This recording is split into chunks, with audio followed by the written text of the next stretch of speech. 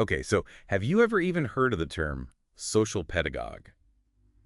I gotta say, it sounds a little intimidating, right? Kind of like, are we talking about some stern headmaster from like a Dickens novel or something? It does have this certain mystique to it, but honestly, it's actually a growing field, really focused on empowering young people. And that's exactly why we're diving deep into this role catcher guide today, so you can figure out if this is the path for you. Perfect. Because I was reading through the guide earlier, and I gotta admit, even I wasn't sure if I totally grasped it. So let's break this down. Like, what does a social pedagogue actually do? Okay, well, just imagine a career where you're not just caring for kids, but like actually equipping them to become like independent, capable adults. See, that's a big part of what this whole social pedagogy thing is about. It's about guiding these young people to take charge of their own lives. Okay, I'm definitely picking up on a theme here, self-reliance. So we're not just talking about meeting their immediate needs, we're talking about giving them tools to thrive long term, right? Exactly. And here's the thing, it's not a solo mission. Think of it more like a whole team of passionate individuals. We're talking teachers, social workers, even healthcare professionals. All these people working together to create this support system tailored to each kid's unique needs. It's honestly a pretty incredible approach when you think about it. Yeah, no, that makes total sense because, I mean, kids don't exist in a vacuum, right? Like they're part of families, communities. And, when I was reading through the guide and mentioned that social pedagogues work in a ton of different places, like schools and community centers, even residential care facilities. Absolutely. And that variety, it really just highlights how adaptable you've got to be in this kind of role, right? Because one day you might be leading like a group activity in a busy schoolyard, and then the next you're having this deep one-on-one conversation with a kid in a quieter, more structured setting. Okay, so we're already seeing like strong interpersonal skills are a must-have for this. But, the guide also highlighted typical interactions, and it seems like communication is key here. Spot on. A huge part of this job is building relationships, but not just on one level, on multiple levels. With the kids, with their families, and then also with the other professionals on the team. So it's almost like you're, I don't know, a relationship whisperer, understanding everyone's needs and helping them navigate all these complex situations. So if someone's thinking, okay, this sounds amazing and all, but what's the work environment really like? What would you say to that?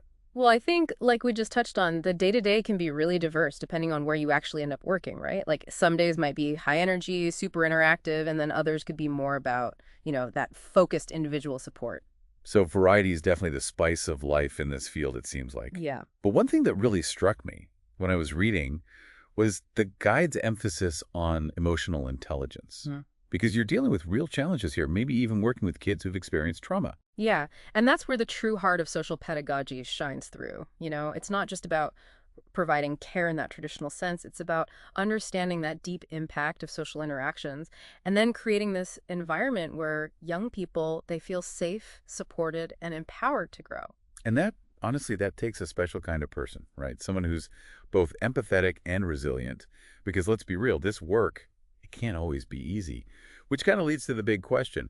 What are the pros and cons of actually being a social pedagogue? The guide did a fantastic job, I think, of outlining both the rewards and challenges here, because while the impact you can have is incredibly fulfilling, it's also emotionally demanding work. There's no getting around that. Yeah, so let's get real for a sec.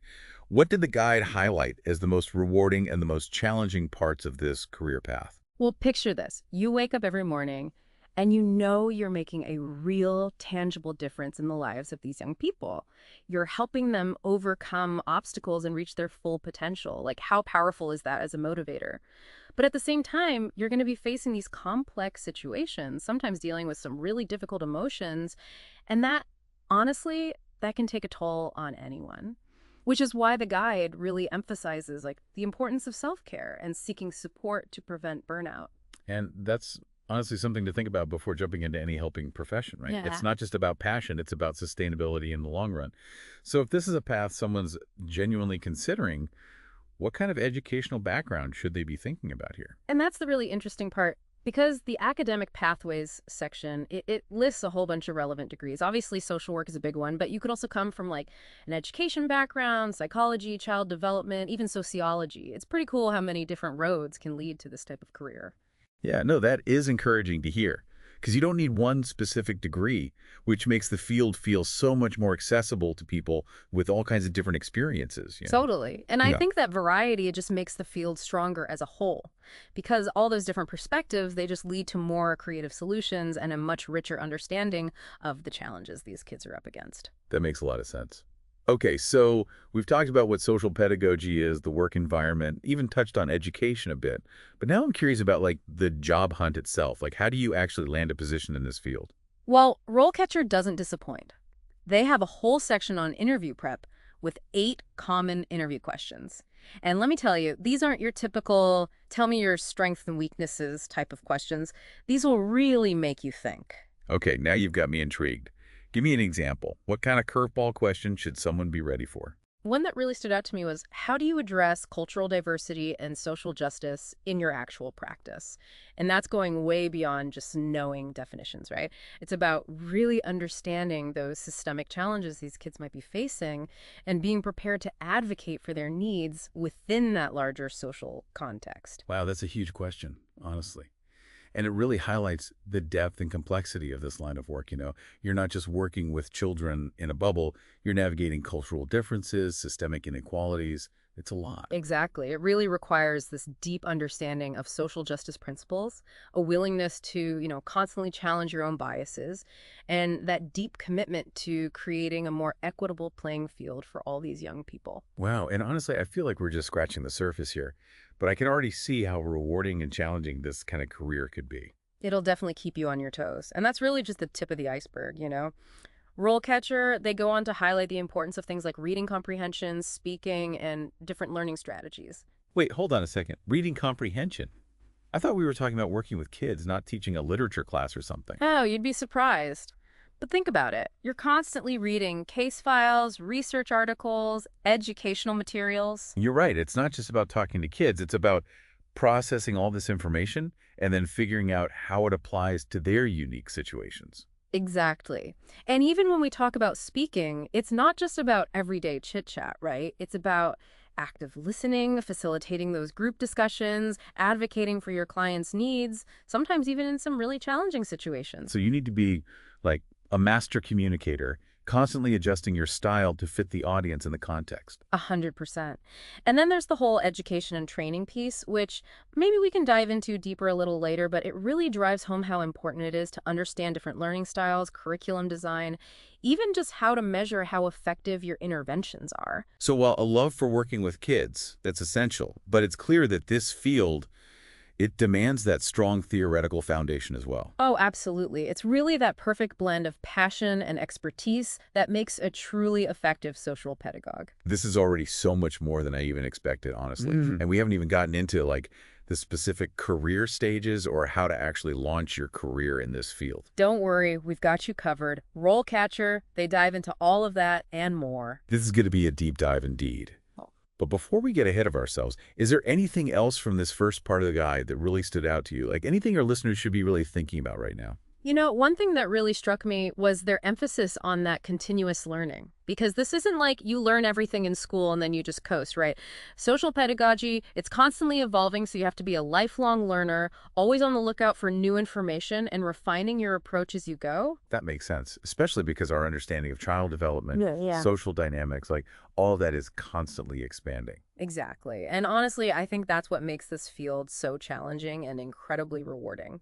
You're always growing, always learning, and you're always making a real difference in the world. Okay, so for anyone listening who's feeling that little spark, that desire to make a difference and be a part of something bigger than themselves, Stay tuned because we are about to unpack even more about what it really takes to thrive as a social pedagogue. okay, so we've definitely established that social pedagogy, it's not for the faint of heart. Yeah. It needs a big heart, for sure, but also a pretty sharp mind. But I'm curious about like the emotional side of things. We talked about the challenges, yeah, but RoleCatcher also listed a bunch of pros to this career path. So what are some of those like really compelling reasons why someone would choose this kind of work? I think it really boils down to making a tangible difference. And we're not just talking about individual lives here, although that's huge in itself, but it's about fostering that social inclusion, right? Hmm. and creating a more equitable society for everyone. It's almost like you're building this ripple effect, right? Yeah. Like the impact you have on one kid, it can spread to their family, to their community even further. Exactly. And when you think about the fact that social pedagogues often work with such diverse populations, people facing all kinds of systemic challenges, the potential for impact, it just grows exponentially because you're not just navigating this child's individual needs, you're advocating for their rights and opportunities, all within that larger social context. And that's where I feel like that social justice piece really comes to life, right? Mhm. Because it's about recognizing every single child. They deserve a chance to thrive, regardless of where they come from, their background, anything. Absolutely. And remember, it's not just you as this lone wolf, right? Remember that whole team-based approach we talked about earlier? Imagine being surrounded by all these other passionate professionals, all of you working towards that same goal. Honestly, that sense of shared purpose, of being a part of something so much bigger than yourself, that in itself can be incredibly rewarding. Oh, yeah, having that kind of support system, it's going to make a world of difference, especially Yeah. when you're dealing with those emotionally charged situations. It's like you're all in it together. It's essential. I don't think you can overstate that. And the guide even emphasizes how important that mentorship and collaboration is, and not just for the kids' benefit, but for the well-being of the social pedagogues themselves. Makes a lot of sense. You need that space to process everything you're experiencing, Yeah. learn from each other, and ultimately, avoid burning out. Yeah. So speaking of career progression, RoleCatcher, they actually go into the different stages of a social pedagogue's journey, even giving some example profiles for each stage, which I was fascinated by. Because where do you even, begin in a field like this? Well, it's like most careers, I guess. You start at the entry level, right? You're assisting the more senior social pedagogues, learning the ropes and slowly taking on more responsibility as you go. Kind of like an apprenticeship in a way.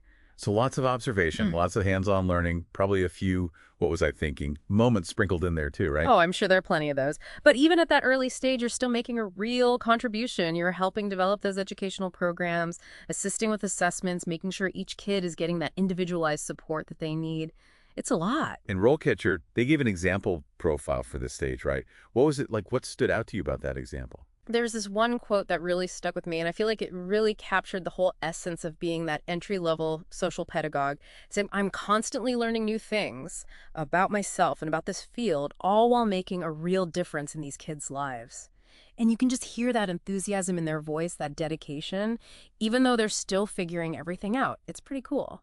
It's really inspiring to see that kind of passion right out of the gate. So it's not Yeah. just about shadowing someone, you're really in the thick of it. But what happens once you've got a bit of experience under your belt? What does a junior social pedagogue's role look like? That's when things get really exciting, in my Okay. opinion, because you transition from that assisting role to actually leading. You take on more of those direct care responsibilities, you start designing your own educational programs, and you really start putting all that knowledge and experience you've gathered into practice. It's like leveling up in a video game. You've got new skills, bigger challenges to tackle. Hmm. What were some of the real world examples that they gave in the guide for this stage? The junior social pedagogue profile, they highlighted this project where they developed a whole new after-school program, and it was specifically for refugee children, which talk about a challenge. They talked about navigating cultural differences, language barriers, all while trying to create this safe and supportive environment for these kids who had been through so much. It was really powerful. Wow, that's incredible. And talk about a real world example of those social justice principles we were talking about before. Exactly. And I think it really shows the level of responsibility and creativity that's expected at this stage. Because you're not just following a script, you have to come up with your own solutions to some pretty complex problems. Sounds like a pretty intense learning curve, both personally and professionally. But what about the final stage, the final level? What does it mean to be a senior social pedagogue? All right, so this is where your impact really starts to broaden because you're not just working directly with the children and families anymore. You're leading teams, you're coordinating entire initiatives, you're advocating for systemic change at a higher level. It's like you've become this mentor, a leader, a champion for social justice, all wrapped up into one. I love that. That's a great way to put it. At this stage, you might be developing training programs for other social pedagogues coming up, collaborating with policymakers to actually improve social services or even conducting research to further the whole field as a whole. It's pretty high-level stuff. That sounds intensely challenging, but also so incredibly rewarding because you're not just shaping individual lives anymore. You're working to create a better future for all children. Did the example for this stage, did it reflect that at all? 100%. But the senior social pedagogue that they featured, they were instrumental in advocating for some policy changes that actually improved access to early childhood education in their community. And they talked about how many years of work went into that. Building those relationships with policymakers, gathering data, rallying community support. It was a whole thing. That's amazing. It really goes to show you what a huge impact one dedicated person can have, especially when they have the support of a team who's just as passionate. Exactly. And it highlights how social pedagogy, it's not just about working within the existing systems, it's about challenging those systems and pushing for change when it's needed, which is pretty cool, I think. Okay, so we've gone from that hands-on support at the entry level all the way to leading those large-scale initiatives at the senior level. It's an incredible career trajectory, and I can already see how fulfilling it could be for the right person, that's for sure. It's quite a journey, but I'm wondering, what if someone's listening right now and thinking, this all sounds amazing, but where do I even start? That is a great question, and luckily, RoleCatcher had a whole section dedicated to just that. Yeah. What were some of the key takeaways from their, getting started advice? Well, they really hammer home the importance of getting that hands-on experience above all else, really. That makes sense because you can read all the books and articles in the world, but nothing beats that real-world experience. Exactly. They suggested things like internships, practicum placements, even volunteering at youth centers, schools, any kind of social service agency, really. Just get your feet wet, see if this is something that truly resonates with you. Soaking up all that knowledge, making connections, figuring out if this is the right path. But what about standing out, in a job market that's so competitive these days?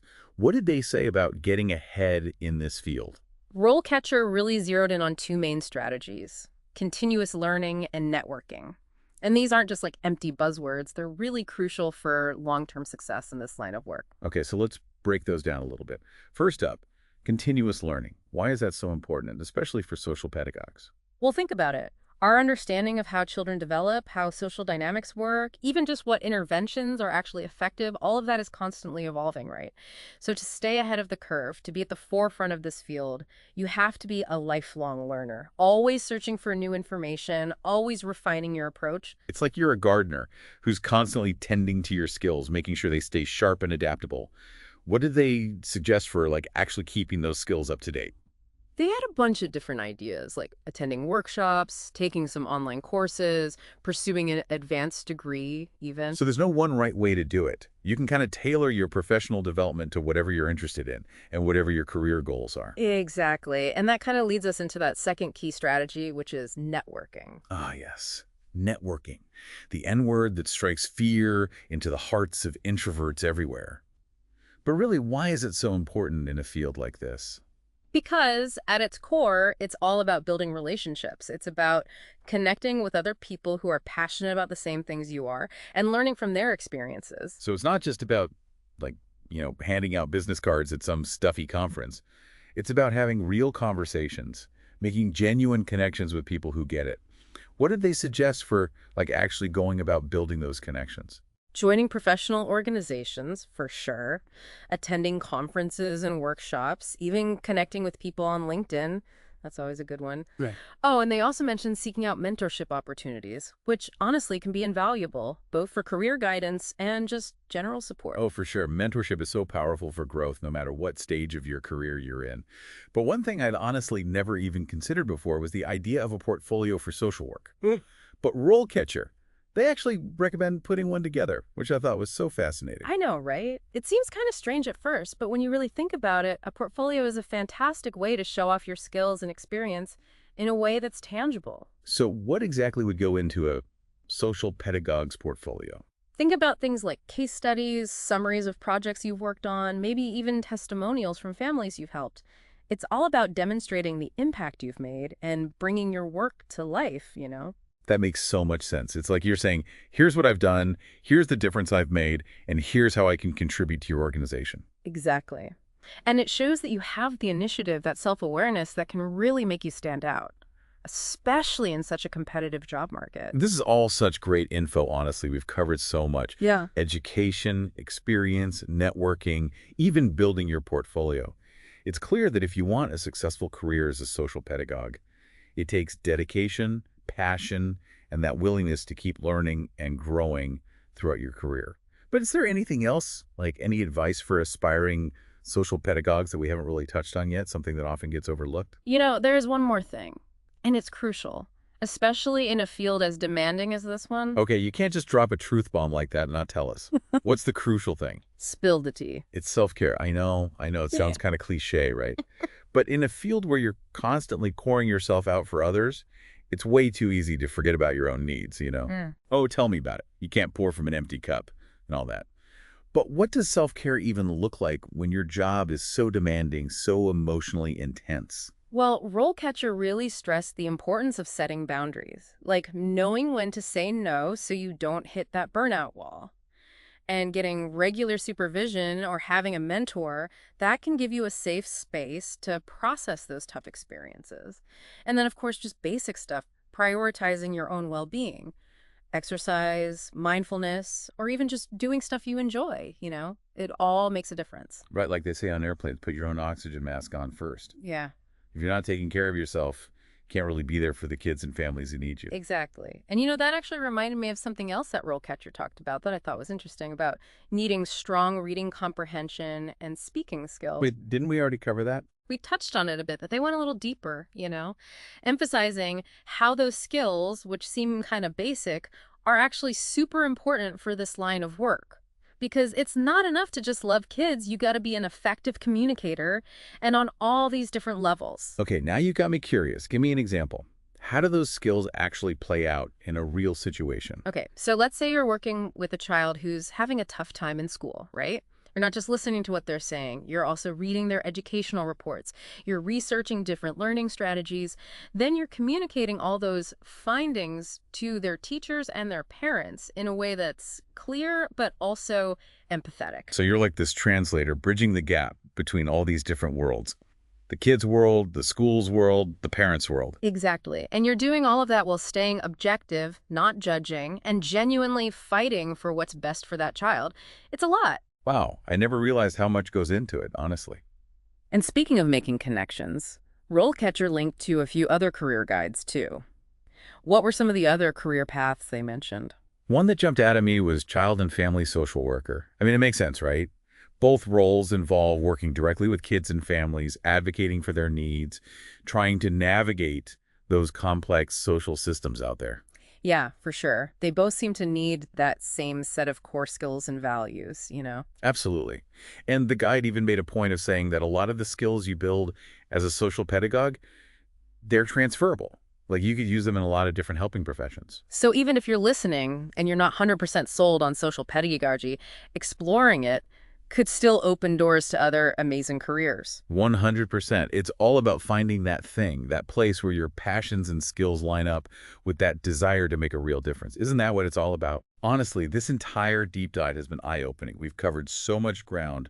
I mean, from the day-to-day details of the job all the way to the broader impact that social pedagogues can have. So is there like one final takeaway you want to leave our listeners with? If you're feeling even a little bit drawn to social pedagogy, don't ignore that. Dive in, do your research, talk to people who are actually doing the work, and most importantly, listen to your gut. This is not an easy career. It takes dedication, resilience, a deep belief in the power of young people. But if you're the right person, it's an unbelievably rewarding way to spend your life. I truly believe that. Beautifully said. And for anyone who's feeling inspired to learn more, make sure you check out RoleCatcher's Guide. It's seriously a goldmine of information. Couldn't agree more. And on that note, we'll leave you with this. What kind of world do you want to see for future generations? Because honestly, the answers to that question, they might just lead you to a career that lights you up inside. Thanks for joining us for this deep dive. We'll catch you next time.